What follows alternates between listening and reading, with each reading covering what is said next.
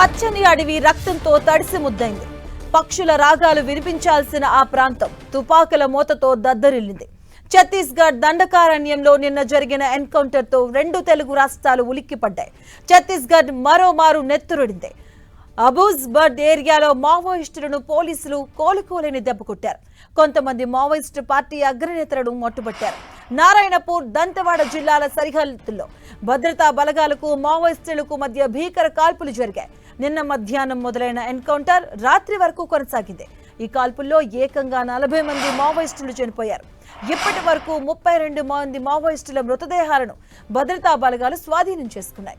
Encounter జరిగిన ప్రదేశంలో AK-47, SLR automatic weapons దొరకడంతో భారీ వ్యూహంతోనే అగ్రనేతలు దాడికి దిగినట్లుగా పోలీసులు అనుమానిస్తున్నారు. పారిపోయిన వారి కోసం అడిషనల్ టీంలను కూబింగ్ కు పంపించారు. కూబింగ్ ఇంకా కొనసాగుతూనే ఉందని బస్తర్ ఐజీ సుందర్ రాజ్ తెలియజేశారు.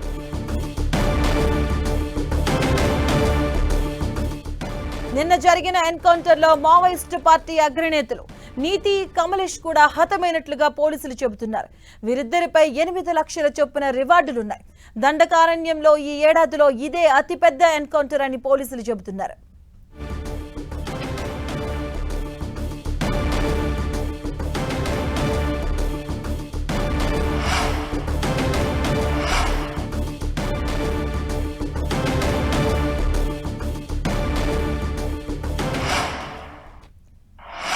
ఛత్తీస్గఢ్ ఎన్కౌంటర్ పై సీఎం విష్ణుదేవ్ సాయ్ స్పందించారు. జవాన్లు గొప్ప విజయాన్ని సాధించారన్నారు.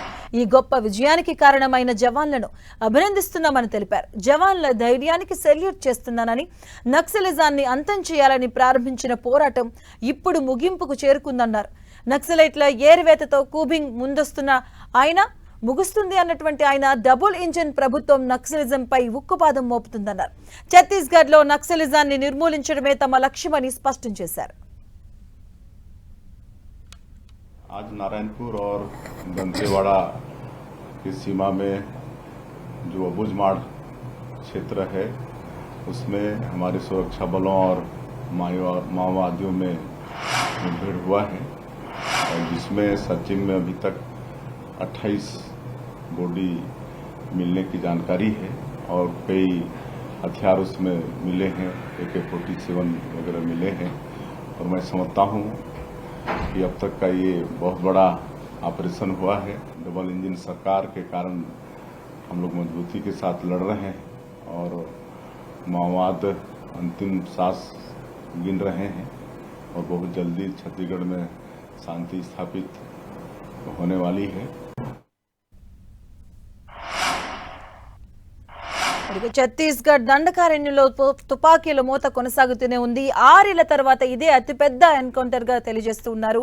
ఇలాగే ఈ గొప్ప విజయానికి కారణమైనటువంటి జవాన్లను కూడా అభినందిస్తూ ఉన్నారు. అక్కడ సీఎం దీనికి సంబంధించిన పూర్తి అప్డేట్స్ మా కరెస్పాండెంట్ సైదులు లైవ్ ద్వారా అందిస్తారు. సైదులు,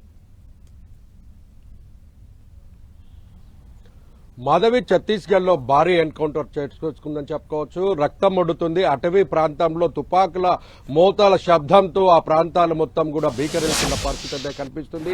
దాదాపు 6 ఏళ్ల తర్వాత మావోయిస్టులు కోలుకొని దెబ్బ తగిలిందని చెప్పుకోవచ్చు. నిన్న మధ్యాహ్నం నుంచి జరిగిన ఎన్కౌంటర్ లో దాదాపుగా 40 మంది మావోయిస్టులు మృతి చెందారు. ఇప్పటి వరకు 36 మృతదేహాలను స్వాధీనం చేసుకున్నారు. SLR, AK-47లతో ఇన్షియల్ ఆయుధాలను పెద్ద ఎత్తున కూడా స్వాధీనం చేసుకున్న పరిస్థితి ఉంది. నారాయణపూర్, దంతవాడ సరిహద్దు ప్రాంతానికి సంబంధించి చూసుకున్నట్లయితే నిన్న సీఎం ఛత్తీస్గఢ్ సీఎం గా ఉన్న విష్ణుదేవ్ సాయ్ పర్యటన కొనసాగుతున్న నేపథ్యంలో 2 రోజులుగా మావోయిస్టుల ఏరువేతే లక్ష్యంగా కొనసాగుతున్న కోమింగ్ లో ఛత్తీస్గఢ్ దంతెవాడకు సంబంధించి నారాయణపూర్ మధ్యలో ఉన్న తులతలై అటవీ ప్రాంతానికి సంబంధించినటువంటి ప్రాంతాల్లో మావోయిస్టులు పెద్ద సంఖ్యలో ప్లీనరీ సమావేశాలు నిర్వహిస్తున్నట్లుగా సమాచారం, పక్కా సమాచారంతో ఒక్కసారిగా మెరుపు దాడి చేశారు. మెరుపు దాడికి సంబంధించి దాదాపుగా 1200 మంది పైగా ఎస్టీఎఫ్ బృందాలు కావచ్చు, డిఆర్జీఎఫ్ బృందాలు కావచ్చు చుట్టుముట్టి కాల్పులు జరపడంతో ఒక్కసారిగా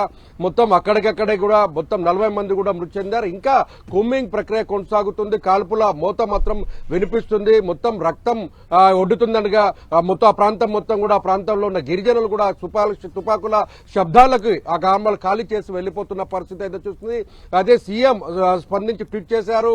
ఈ పెద్ద విజయాన్ని సాధించినటువంటి జవాన్లకు సల్యూట్ చేస్తున్నా, చెప్తున్న డబుల్ ఇంజిన్ సర్కార్ గొప్ప విజయాన్ని సాధించింది. మావోయిస్టులను ఏరువేత లక్ష్యంగా కొనసాగుతున్నటువంటి ఈ పోరాటం తుది దశకు చేరుకుంది అంటూ కూడా సీఎం విష్ణుదేవ్ సాయి ట్వీట్ చేసిన పరిస్థితి అవుతుంది. ఇప్పటికే జవాన్లను కూడా అభినందించిన పరిస్థితి. మృతి చెందినటువంటి 40 మందిలో 36 మంది మృతదేహాలను కూడా దంతవాడ, కొద్దిమందిని నారాయణపూర్ ప్రభుత్వ ఆసుపత్రికి కూడా తరలిస్తున్న పరిస్థితి ఉంది. డ్రోన్ల ద్వారా ప్రధానంగా మావోయిస్టులను ఏరువేతే లక్ష్యంగా కొనసాగుతుంది. ఇటీవల కాలంలోనే కేంద్ర హోంశాఖ మంత్రి అమిత్ షా పర్యటన కూడా ఛత్తీస్గఢ్ లో జరిగిన వారం రోజుల వ్యవధిలోనే ఈ ఘటన చోటు చేసుకోవడం, అంటే ఆ పర్యటనలోనే 2026 నాటికి ఛత్తీస్గఢ్ లో మావోయిస్టులు అనే వారు ఉండనీయమని కూడా ప్రకటన చేశారు. ఆ ప్రకటన చేయడం, సీఎం పర్యటన జరిగిన నేపథ్యంలో ఒకసారిగా మావోయిస్టుల్లోనే పెద్ద సంఖ్యలో, అంటే 2018లో 42 మంది మావోయిస్టులు మృతి చెందినటువంటి పరిస్థితి ఉంది. ఈ కొత్త ఏడాది చూసుకున్నట్లయితే, అంటే జనవరి నుంచి ఇప్పటి వరకు 9 నెలల కాలం సంబంధించి చూసుకున్నట్లయితే పూర్తిగా 198 మంది మావోయిస్టులు కూడా మృతి చెందిన పరిస్థితి ఉంది. ప్రతిరోజు ఛత్తీస్గఢ్, మహారాష్ట్ర, ఒరిస్సా సరిహద్దు ప్రాంతాల్లో పెద్ద ఎత్తున మావోయిస్టులు కూడా సంచరిస్తున్న, వారిని తుదిముట్టిస్తున్న పరిస్థితి. ఇప్పుడు ఛత్తీస్గఢ్, తెలంగాణ, ఆంధ్ర సరిహద్దు ప్రాంతాల్లో హై అలర్ట్ ప్రకటించారు. మావోయిస్టుల ఎక్కడెక్కడ, అంటే ఛత్తీస్గఢ్ గోదావరి పరివాహక ప్రాంతం నుంచి తెలంగాణ సరిహద్దులోకి వలస వచ్చారని చెప్పేసి భావిస్తూ కూడా కోమింగ్ ముమ్మరం చేసిన పరిస్థితి అయితే మనకు కనిపిస్తుంది. ఏదేమైనా ఇంత పెద్ద ఎత్తున మావోయిస్టులు మృత్యుతో పడడంతో అటు మావోయిస్టు ఉద్యమానికి, అటు మావోయిస్టులకు కోలుకోలేని దెబ్బ తగిలిందని కూడా చెప్పుకోవచ్చు. మొత్తం అటవీ ప్రాంతం మొత్తం రక్తం పడుతుందని కూడా చెప్పుకోవచ్చు. Thank you Saidulu.